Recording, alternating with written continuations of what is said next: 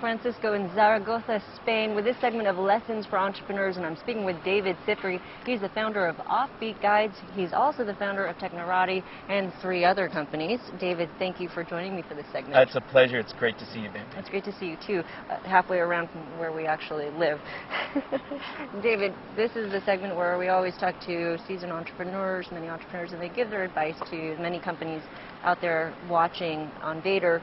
You have started 5 companies in 17 years. You've done venture-backed companies. You've raised $110 million. Give us 3 pieces of advice from all that experience. Wow. Number 1, sell, sell, sell. Right? I think you as an entrepreneur, as the CEO of the company, but even if you're not, as a founder of a company, you've always got to be selling. You've always got to be closing. You've always got to be figuring out how to make your product better, smarter, faster, how to sell it more easily to people. It's the lifeblood of the company. Number 2, I would say, is create a conscious culture in your company. Companies get born and cultures happen. It's when people interact in a work environment, in any environment, you're going to start to have a culture. Sit down, especially when you're young, and ask yourself, who do we want to be? What are our values? I'll give you an example. So, when I got Technorati off the ground, but before I hired any employees, I really took about a week and really sat down and thought deeply about what I wanted the company to really reflect and be about. And what I decided, and then reflected with our hires, was Technorati was all about being of service.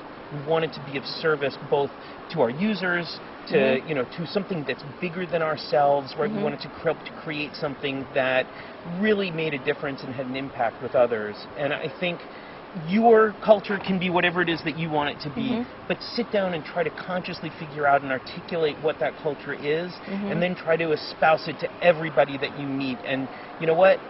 The stronger that you make that culture, the more likely it is that you'll actually succeed in that vision. And then I would say, the third thing is build your passion. Right? Go and do the thing that you absolutely love to do, and figure out a way to make money doing it. I mean, that's of course important. But you know what? It's not about making a profit as the reason for being alive, right? I think that it's really easy to look at Thomas Friedman or all these capitalist thinkers who say the sole purpose of the corporation is to make a profit, and I just think that that's absolutely putting the cart before the horse. Of course, you have to have profit. If you don't, you're going to die, right? I mean, profit is like oxygen to an animal. You need it, otherwise you don't breathe, you drown, you suffocate, and believe me, having gone through it, it's a horrible death. It's really bad. But if what you do is you say, you know what, I'm not here on this planet, I wasn't placed here just to breathe. Right.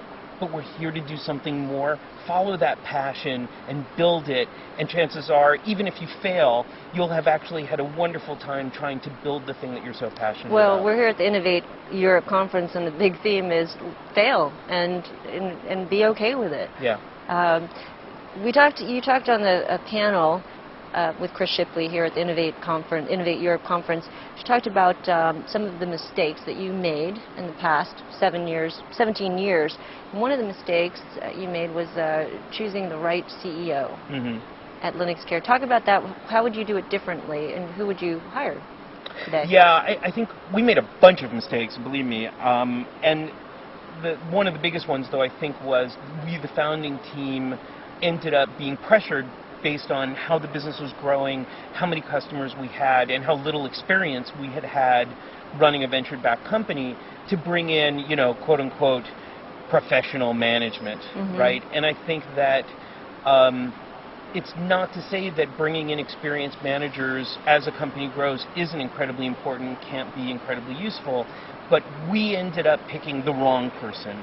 And we didn't do enough due diligence, we didn't really check references, we didn't really pick the person who, in my opinion, would have been the right choice for the company. We trusted our guts at the time, we thought we were doing the right thing, but it turned out to be entirely the wrong person. And then getting, sort of making that change and healing from that damage was an extremely difficult proposition. So then how do you advise someone to find the right CEO? Mm-hmm. You spend a year with that person? Or? Well, actually, so I'll give you the opposite, which is what happened at Technorati, where, first off, I came into the job as a first-time CEO and saying, look, I want to do the job, I think I can do it, but at any time, if I'm not the right person to do the job anymore, if the company outgrows me, or if, I can't do it for some reason, I'll gladly step aside. And for 5 years, I ran the company, and we built it up, 10, 11 million unique visitors, 50, 60 million page views, really grew the company pretty significantly. But we kind of plateaued, and we got to a point where I was realizing that, I think we needed to build a blog ad network. We needed to, some new blood into the company. And I went to the board, and we sat down for 9 months, and we researched, and we interviewed people, and we spent our time, and we saw lots of fantastic candidates. And in the end, we picked Richard Jalichandra, who I think was just absolutely the right guy for the job, who had not only all of the technical qualifications of, he had worked at IGN, he had worked at Fox, he had worked at Tribal Fusion, terrific resume, but also really understood the culture and what we were trying to build at Technorati, and I've been so happy ever since. Would you do anything differently in your 5 years as CEO of Technorati? Would you have done anything differently? Wow, yeah, loads. Gosh, where to start? I think so much of the angst that I had was just we didn't really understand how we were going to make money. Mm-hmm. And frankly, I'm not sure anybody did back in 2002 and 2003. So we iterated and tried to figure out, where is the money here? How are we going to be able to do it? Is it through search advertising? Is it through, building PR campaigns for people? Is it, is it through building tool sets? Is it, selling directly to bloggers?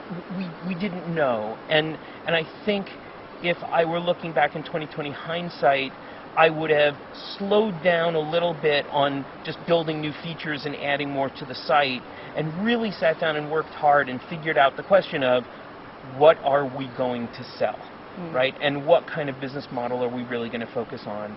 And so when I started Offbeat Guides, one of the really nice things about doing what we do was right at the heart of it, there's a business model, right? We sell books. Right? And people buy them, and they pay money for them, and there's real value in there. And there's all sorts of other ways to make money from it as well, but at the core of it is a really understandable business model that even my mom understands. And that's investors understand, and fortunately, you actually don't need to have investors, really. You take in a little bit of money. We do have some investors, and we love them. They're terrific investors. But again, that's the nice thing about building an on-demand business where people pay you for it, is we can actually build the company based on revenues and on cash flow. Well, you were saying last night in the panel, too, that sometimes that's the best sort of investment money is your customer money and absolutely. Revenue. Thanks very much, David. Yep. Thanks for sharing your lessons. I've been speaking with David Sifry, the CEO and founder of Offbeat Guides. I'm Bambi Francisco.